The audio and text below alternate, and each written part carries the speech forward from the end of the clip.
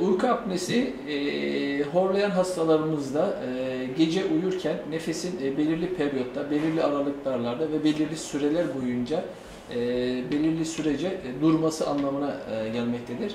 Genellikle uyku apnesi olan hastaları çiftleri birbirine sorarız. Bayandaysa eşine, erkeğe, erkekteyse bayana sorarak görsel tanıklı apneyi tespit etmek açısından çiftleri birbirine sorarak apneyi daha iyi anlayabiliriz. Horlayan kişiler genellikle durumu farkında olmayabilirler. Bunun için de tanıklı apne dediğimiz yakınlarının uyurken görülmesiyle ne kadar apnesi olduğunu, hastalarımızın ne kadar horladığını, hangi pozisyonda horladığını veya pozisyonla ilişkili bir nefes durması olayı söz konusu değil mi, onları tespit edebiliyoruz.